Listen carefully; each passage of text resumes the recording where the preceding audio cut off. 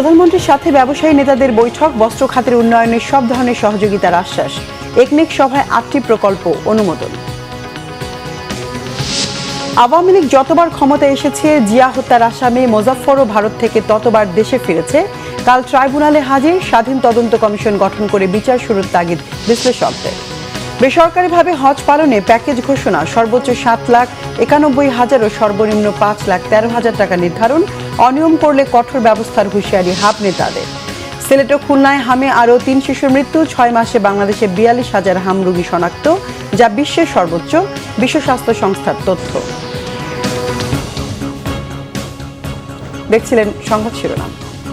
বস্ত্র খাতের উন্নয়নে সব ধরনের সহযোগিতার আশ্বাস দিয়েছেন প্রধানমন্ত্রী তারেক রহমান। সকালে সচিবালয়ে প্রধানমন্ত্রী কার্যালয়ে Bangladesh textile mills association BTMA নেতাদের সঙ্গে বৈঠকে প্রধানমন্ত্রী এই আশ্বাস দেন। প্রধানমন্ত্রী বলেন, শিল্পায়ন, কর্মসংস্থান সৃষ্টি এবং রফতানি আয় বৃদ্ধিতে বস্ত্রশিল্পের অসামান্য অবদান রয়েছে। তাই এই খাতের উন্নয়নে সব ধরনের সহযোগিতা করবে সরকার। এ সময় দেশের বস্ত্রশিল্পের বর্তমান পরিস্থিতি, রফতানির সম্ভাবনা এবং এই খাতের বিভিন্ন সমস্যা নিয়ে আলোচনা হয়। বৈঠকে বিটিএমএ নেতারা দেশের অর্থনীতিতে বস্ত্রশিল্পের অবদানের কথা তুলে ধরে এই খাতের টেকসই উন্নয়নে সরকারের সহযোগিতা চান। আন্তর্জাতিক বাজারে প্রতিযোগিতার সক্ষমতা বাড়াতে প্রয়োজনীয় নীতিগত সহায়তার বিষয়েও প্রধানমন্ত্রীর দৃষ্টি আকর্ষণ করেন বিটিএমএ নেতারা। প্রধানমন্ত্রী তারেক রহমানের সভাপতিত্বে জাতীয় অর্থনৈতিক পরিষদের নির্বাহী কমিটির একনেক সভা অনুষ্ঠিত হয়েছে। সভায় অনুমোদন হয়েছে 8টি প্রকল্প। সকাল 10টায় সচিবালয়ের মন্ত্রিপরিষদ বিভাগের সভাকক্ষে একনেক সভা শুরু হয়। এতে প্রায় 14,800 কোটি টাকা ব্যয় 9টি উন্নয়ন প্রকল্প ওঠে। প্রকল্পের মধ্যে নতুন 4টি ও সংশোধিত 5টি প্রকল্প। এর মধ্যে সরকারের অর্থায়ন 11,180 কোটি 17 লাখ টাকা এবং প্রকল্প ঋণ 3,550 কোটি 44 লাখ টাকা। গ্রামীণ এলাকার সড়ক রক্ষণাবেক্ষণ এবং দরিদ্র নারীদের কর্মসংস্থানের সুযোগ সৃষ্টির লক্ষ্যে সম্পূর্ণ সরকারি অর্থায়নে 2,082 কোটি টাকার একটি প্রকল্প অনুমোদনের জন্য তোলা হয় একনেক সভায়।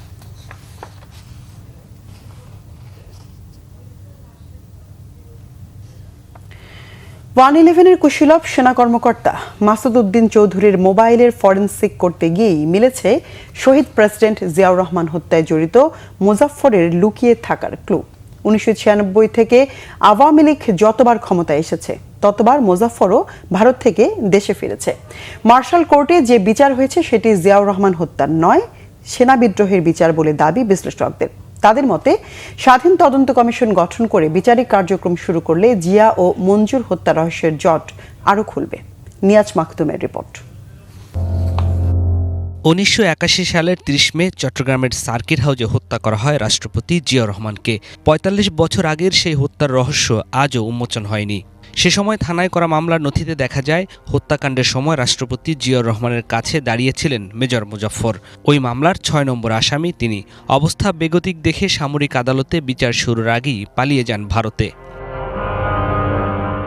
2001 সালের 24 অক্টোবর সাক্ষ্য প্রমাণের অভাব দেখিয়ে মামলার চূড়ান্ত প্রতিবেদন দাখিল করে সিআইডি। এর মধ্য দিয়ে এক ধরনের সমাপ্তি ঘটে জিয়া হত্যার বিচারের অধ্যায়। বিতর্কিত সাবেক সেনা কর্মকর্তা অবসরপ্রাপ্ত লেফটেন্যান্ট জেনারেল মাসুদ উদ্দিন চৌধুরী গ্রেপ্তারের পর তার মোবাইলের ফরেনসিক করতে গিয়ে চমকে ওঠে তদন্ত সংস্থা। সেখানে মেলে পলাতক মেজর মোজাফফরের খোঁজ। কল রেকর্ড বলছে, মাসুদ উদ্দিন চৌধুরীর সাথে নিয়মিত কথা হতো জন্ড নামের এক ব্যক্তির। মাসুদের গ্রেপ্তারের পর তার ব্যক্তিগত সহকারী ফারুকের সাথেও এই ব্যক্তির যোগাযোগ অব্যাহত থাকে।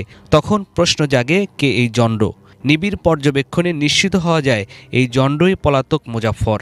বিদেশি অ্যাপ্লিকেশন ব্যবহার করে ওই সুনির্দিষ্ট নাম্বারে হোয়াটসঅ্যাপ এবং ভাইবারে বিভিন্ন গ্রুপের সাথে চলত তার যোগাযোগ। সেই গ্রুপগুলো অ্যানোনিমাস এবং কিছু বিক্ষিপ্ত রহস্যময় ইংরেজি নাম দিয়ে সেভ করা।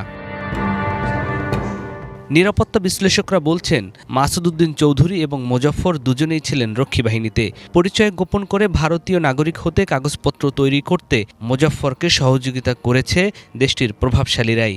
রাষ্ট্রপতিকে হত্যা করে ওই দেশে গিয়ে সাধারণ কারো এরকম একজন অপরাধীর পক্ষে নিজের থেকে আপনার পরিচয়পত্র বা অন্যভাবে এই অন্য কাগজপত্র জোগাড় করা, পাসপোর্ট জোগাড় করা সম্ভব না সরকারি পর্যায়ে সহায়তা না থাকলে। সে দেশের গোয়েন্দা সংস্থার ছত্রছায়াতেই উনি ছিলেন। এই ভদ্রলোক নিঃসন্দেহে ভারতে ছিলেন, বিভিন্ন নামে ভারতে ছিলেন। আমাদের সমস্যা হলো ভারত, আর কেউ না ভাই। তো উনি কী কাজে আইছেন, কেন এই মুহূর্তে আইছেন জানা দরকার আছে। নথি পর্যালোচনায় দেখা যায় 5 আগস্টের পর ভিপিএন ব্যবহার করে ছদ্মনামে কথা বললেও শেখ হাসিনার আমলে উন্মুক্ত ফোনেই মোজাফফরের সাথে যোগাযোগ ছিল মাসুদউদ্দিন চৌধুরীর। এই নিরাপত্তা বিশ্লেষক জানান, প্রেসিডেন্ট জিয়াউর রহমানের হত্যার কোনো বিচার হয়নি, হয়েছে সেনা বিদ্রোহের বিচার। ওটা ছিল বিদ্রোহের বিচার, ওটা কিন্তু হত্যা মামলা তার নামে দায়ের করা হয়নি, এই কারণেই ওটা সামরিক আদালতে বিচার হয়। জিয়া হত্যাকাণ্ড ও মামলার নথি নষ্টের অভিযোগ রয়েছে, মৃত্যু হয়েছে সাক্ষীদের অনেকের। তাহলে কিভাবে এগোবে ৪৫ বছর আগের হত্যার বিচার? একটা হত্যা মামলা দায়ের করা হয়, তাহলে এটাকে বৃহত্তর পরিবেশে আপনার একটা স্বাধীন তদন্ত কমিশন গঠন করতে পারেন। এখন ডিফেন্ডিং অফিসার যারা ছিলেন, যারা তখন চট্টগ্রামে ছিলেন, বিভিন্ন পদে ধরেন কমান্ডিং অফিসার ছিলেন, ঢাকায় সেনা সদর দপ্তরে ছিলেন, তারা তো এখনো বেঁচে আছেন, তারা কিন্তু ঘটনাগুলো জানেন, তথ্য দিতে পারবেন। এখন যেহেতু গ্রেপ্তার হয়েছে, তদন্ত দরকার। ওই গোজামিল তদন্ত আমরা চাই না। কেন শহীদকে মারা হয়েছে, কারা কারা জড়িত, আর নতুন নাম আসবে, তাদেরও বিচার করতে হবে। মেজর মোজাফফর নাম পরিচয় পাল্টেছেন, দেশ বদলিয়েছেন, সময়ে সময়ে অবস্থানও বদল করেছেন, বদলাতে পারেননি জন্মগত একটি চিহ্ন, নাকের নিচে থাকা একটি তিল। অভিযানে এই তিলই শেষ পর্যন্ত ভেঙে দেয় ৪৫ বছরের পলাতক জীবনের সব গোপনীয়তা ও নিরাপত্তা। নিয়াজ মাখদুম, বাংলা ভিশন, ঢাকা। সরকারি ঘোষণার পর এবার ঘোষণা এলো বেসরকারি ব্যবস্থাপনায় হজ প্যাকেজের। সর্বোচ্চ ৭,৯১,০০০ এবং সর্বনিম্ন ৫,১৩,৫৫৪ টাকা নির্ধারণ করে 3টি হজ প্যাকেজ ঘোষণা করেছে হজ agencies association of Bangladesh HAAB. এবার হজে প্যাকেজে যুক্ত থাকবে কোরবানির খরচ। হজ ব্যবস্থাপনা নিয়ে কোনো এজেন্সি অনিয়ম করলে তার বিরুদ্ধে কঠোর ব্যবস্থা নেওয়ার হুঁশিয়ারি দিয়েছেন হাব নেতারা। বিস্তারিত জানাচ্ছেন মামুন আব্দুল্লাহ। গেল মে মাসের শেষের দিকে পালিত হয়েছে এবছরের পবিত্র হজ। ২০২৭ সালের হজের এখনো বেশ খানিকটা সময় বাকি থাকলেও হজ গমনেচ্ছুরা এখন থেকেই প্রস্তুতি নিচ্ছেন। তাই তো 2 মাসের কম সময়ের ব্যবধানে মঙ্গলবার ঘোষিত হয়েছে সরকারি হজ প্যাকেজের মূল্য। সরকারি ঘোষণার একদিন পরেই ঘোষিত হলো বেসরকারি ব্যবস্থাপনায় হজের প্যাকেজ, যেখানে ঘোষণা করা হয়েছে বিশেষ, সাধারণ ও সাশ্রয়ী এই 3 ক্যাটাগরির প্যাকেজ। হজের প্রশিক্ষণ, খাবার, কোরবানি এবং বাংলাদেশ ও সৌদি আরবের যাবতীয় সেবার খরচ যার অন্তর্ভুক্ত। 1 নম্বর হজ প্যাকেজ, বিশেষ হজ প্যাকেজ 7,91,060 টাকা 22 পয়সা। আর 2 নম্বর যেটা হজ প্যাকেজ, 2 নম্বর যেটা সাধারণ, সর্বমোট মূল্য হচ্ছে 5,95,580 টাকা 28 পয়সা। এবছর কোরবানির অর্থ নোশক মাসার প্ল্যাটফর্মে পরিশোধ বাধ্যতামূলক হওয়ায় বেসরকারি মাধ্যমের প্যাকেজে কোরবানির অর্থ অন্তর্ভুক্ত করা হয়েছে। হজ agencies association of Bangladesh HAAB বলছে, এবার পরোক্ষভাবে হজ প্যাকেজের খরচ বাড়লেও মুসল্লিদের জন্য রাখা হয়েছে বিশেষ সুযোগ সুবিধা। এজেন্সিগুলো প্রয়োজনে অতিরিক্ত আরও একটি প্যাকেজ তৈরি করতে পারবে বলে জানান হাব নেতারা। টোটাল মূল্য হিসাব করতে গেলে আপনাকে এই হজ প্যাকেজ মূল্য বেড়েছে, কিন্তু আগের তুলনা যদি আমরা করি এই হজ প্যাকেজের মূল্য কমেছে। হাব কর্তৃক যে প্যাকেজগুলো আমরা ঘোষণা করেছি, এই প্যাকেজগুলো আমরা মনে করি অত্যন্ত সুন্দর এবং বাস্তব ভিত্তিক হয়েছে। এটি হজযাত্রীদের জন্য সর্বোচ্চ সেবা নিশ্চিত করার জন্য আমরা এই প্যাকেজগুলো তৈরি করেছি। হজ ব্যবস্থাপনা নিয়ে অনিয়ম করলে এজেন্সিগুলোর বিরুদ্ধে কঠোর ব্যবস্থা নেওয়া হবে বলেও জানান তারা। আগে যে বিমান ভাড়াটি ছিল, অন্যায্য ছিল, অনৈতিক ছিল, এই দেশের মানুষের উপর এটা লুটপাট করা হয়েছে। আমরা মনে করি এই বিষয়ে তদন্ত হওয়া দরকার। যারা এই প্রক্রিয়ার সাথে সংশ্লিষ্ট ছিল তাদের বিচারের আওতায় আনা উচিত। বেসরকারি হজ প্যাকেজে 1 সৌদি রিয়াল সমান 33 টাকা 20 পয়সা নির্ধারণ করা হয়েছে। তবে সৌদি রিয়ালের রেট পরিবর্তন আসলে তা প্যাকেজ মূল্যের সাথে সমন্বয় করা হবে বলে জানানো হয়েছে। সর্বনিম্ন প্যাকেজ। মামুন আব্দুল্লাহ, বাংলা ভিশন, ঢাকা। সিলেট ও খুলনা বিভাগে গত 24 ঘন্টায় হাম উপসর্গে আরও 3 শিশুর মৃত্যু হয়েছে। এই নিয়ে সিলেটে সন্দেহভাজন ও নিশ্চিত হাম মিলিয়ে মোট মৃত্যুর সংখ্যা বেড়ে 107 জনে পৌঁছেছে। স্বাস্থ্য বিভাগ জানিয়েছে মারা যাওয়া 2 শিশুর মধ্যে একজন হবিগঞ্জের নবীগঞ্জ এবং অন্যজন জৈন্তাপুরের বাসিন্দা। তাদের একজনের মৃত্যু হয় সিলেট এমএজি ওসমানী মেডিকেলে, অন্যজনের শহীদ শামসুদ্দিন আহমেদ হাসপাতালে। চলতি বছর সিলেট বিভাগের ল্যাব পরীক্ষায় হামে আক্রান্ত 545 জন শনাক্ত হয়েছেন, যার মধ্যে সুনামগঞ্জে 287 জন, সিলেট জেলায় 180, হবিগঞ্জে 56 এবং মৌলভীবাজারে 22 জন। বর্তমানে চিকিৎসাধীন 273 জন। এদিকে বিশ্বে গত 6 মাসে হামাক্রান্ত রোগীর সংখ্যায় সবার উপরে বাংলাদেশ। বিশ্ব স্বাস্থ্য সংস্থার রিপোর্ট অনুযায়ী বাংলাদেশে হামে আক্রান্ত রোগীর সংখ্যা ছাড়িয়েছে 42,000। বিশ্বজুড়ে হাম ও রুবেলা সংক্রমণ পরিস্থিতি নিয়ে বিশ্ব স্বাস্থ্য সংস্থার সদর দপ্তর জেনেভায় নিয়মিত যে প্রাথমিক উপাত্ত জমা হয়, সংস্থাটির জনসংযোগ বিভাগ থেকে সেই তথ্য সংগ্রহ করে এই তথ্য পাওয়া গেছে। প্রতিবেদনে দেখা যায় 6 মাসে হাম সংক্রমণের দিক থেকে বাংলাদেশের নাম শীর্ষে। দ্বিতীয় স্থানে রয়েছে প্রতিবেশী দেশ ভারত। এই সময় দেশটিতে হামের উপসর্গে রোগী পাওয়া গেছে 26,607 জন। দেশে বছরের শুরুতে হঠাৎই শিশুদের মধ্যে হামের প্রাদুর্ভাব দেখা যায়। স্বাস্থ্য অধিদপ্তরের তথ্য অনুসারে 15ই মার্চ থেকে দেশে হামের সন্দেহজনক রোগী পাওয়া গেছে 1,19,448 জন, আর 14,708 জনের হাম নিশ্চিত হওয়া গেছে। এই সময়ে হামের উপসর্গ নিয়ে মৃত্যু হয়েছে 702 জনের, যার মধ্যে বেশিরভাগই শিশু। আজ 22 জুলাই 2024 সালের এই দিনে ছাত্র জনতার রক্তক্ষয়ী আন্দোলনের মুখে সরকারি চাকরিতে 93% মেধাভিত্তিক নিয়োগের প্রজ্ঞাপন জারি করেছিল তৎকালীন স্বৈর সরকার। তবে তাতেও থামেনি ইন্টারনেট বিচ্ছিন্ন অবরুদ্ধ বাংলাদেশের গণঅভ্যুত্থানমুখী আন্দোলন। এদিন স্বৈর সরকার বন্ধ করে দিয়েছিল বাংলাভিশন সহ 4টি বেসরকারি টেলিভিশনের সম্প্রচার। রিপোর্ট করছেন ইমরুল কায়েস। 2024 সালের 22 জুলাই দেশ জুড়ে একটানা তৃতীয় দিনের মতো জারি ছিল কঠোর কারফিউ। 4 দিন ধরে সম্পূর্ণ বন্ধ দেশের ইন্টারনেট যোগাযোগ। অবস্থা বেগতিক দেখে কোটা সংস্কারে হাইকোর্টের রায় অনুসারে 93% মেধার ভিত্তিতে নিয়োগের প্রজ্ঞাপন জারি করে স্বৈর সরকার। রায়টি হাইকোর্টের বাতিল ঘোষণা করেছেন আজকে। কিন্তু ততক্ষণে আন্দোলন আর কোটায় থাকেনি। দেশের বিভিন্ন জায়গায় বিক্ষোভকারীদের সঙ্গে আইনশৃঙ্খলা বাহিনীর সংঘর্ষ ও নিহতের সংখ্যার নিচে চাপা পড়ে যায় কোটা সংস্কার। ব্লক রেডে দেশের বিভিন্ন স্থান থেকে এদিন বিএনপি জামাতের নেতাকর্মী সহ প্রায় 1,200 জনকে গ্রেপ্তার করে আইনশৃঙ্খলা বাহিনী। মৃত্যু হয় অন্তত আরও 5 জন বিক্ষোভকারীর।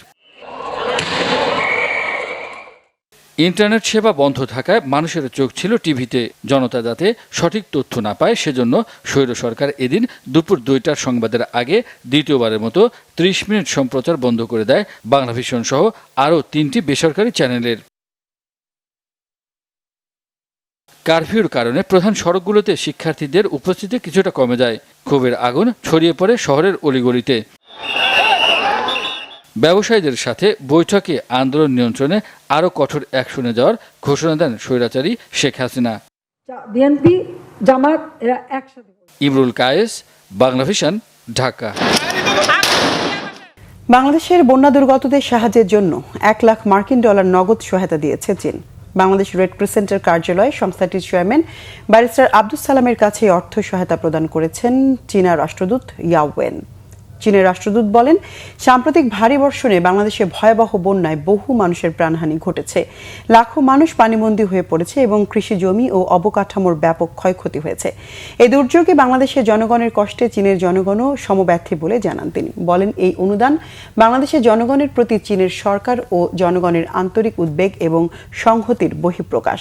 রাষ্ট্রদূত আরও বলেন, বাংলাদেশের মানুষ যখনই দুর্যোগ বা সংকটে পড়েছে তখনই চীন সরকার সর্বপ্রথম সহযোগিতার হাত বাড়িয়ে দিয়েছে।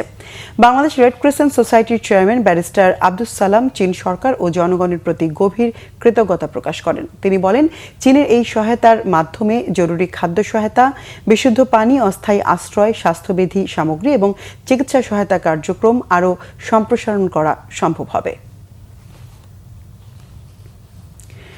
চট্টগ্রামের রাঙ্গুনিয়ায় অপহরণের শিকার 4র্থ শ্রেণীর শিক্ষার্থীকে অক্ষত অবস্থায় উদ্ধার করেছে চট্টগ্রাম পুলিশ। গ্রেফতার করা হয়েছে 3 অপহরণকারীকে।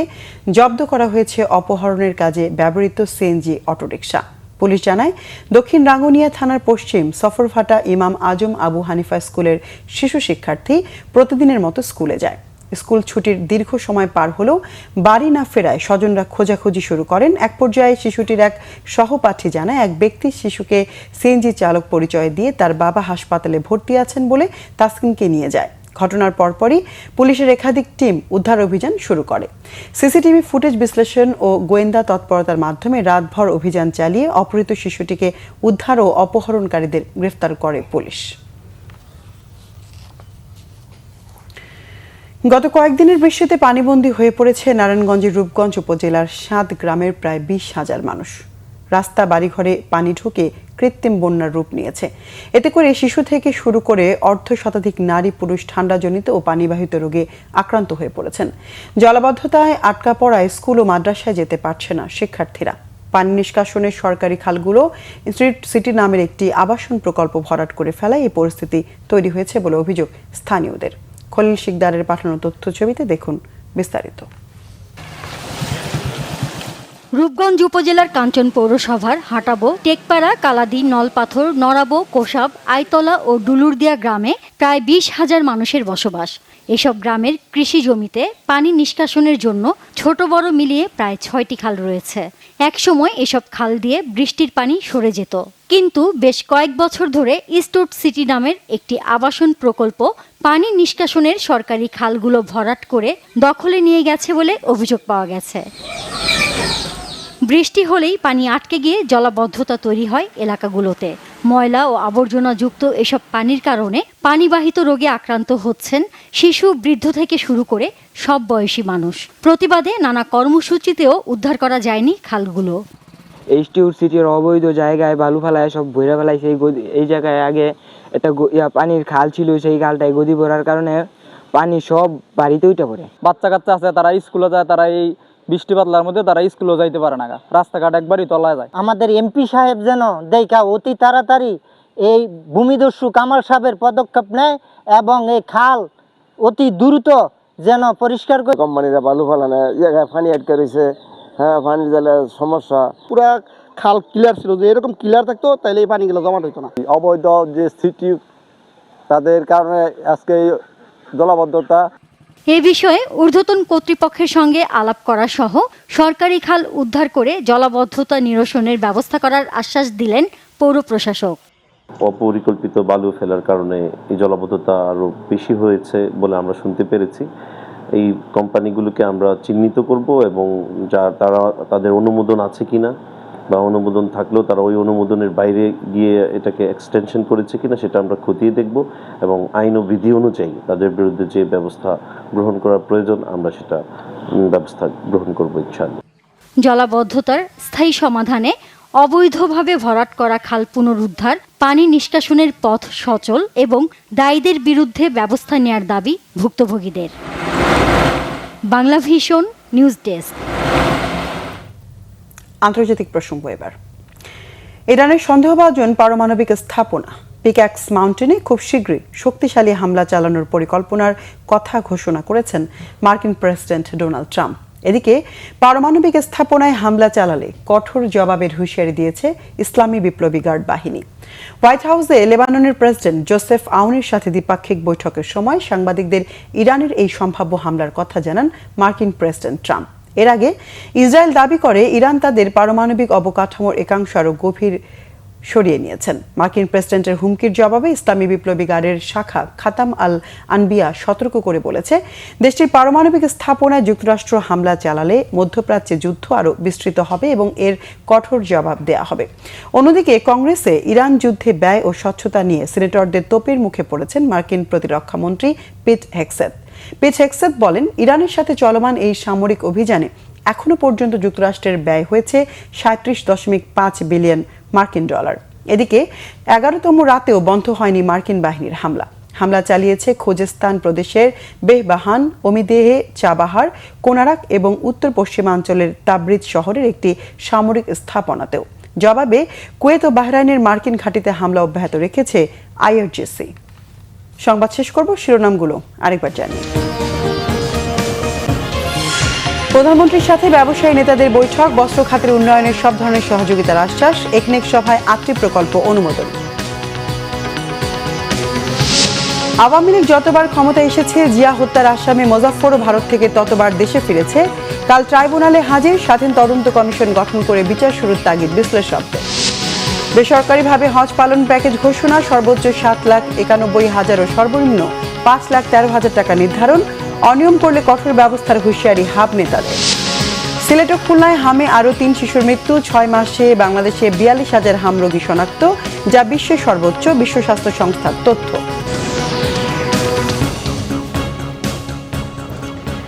দর্শক, ছিল এখনকার মতো। পরের সংবাদ বিকেল 4টায়, এর আগে 3টায় রয়েছে নিউজ টপ 10 দেখার আমন্ত্রণ রইল। এছাড়া বাংলাভিশন সংবাদ ও সংবাদ সংশ্লিষ্ট অনুষ্ঠান দেখতে ভিজিট করুন www.bvnews24.com ও facebook.com/banglavishnnews এবং সাবস্ক্রাইব করুন youtube.com/banglavishnnews। এতক্ষণ সঙ্গে থাকায় ধন্যবাদ সবাইকে।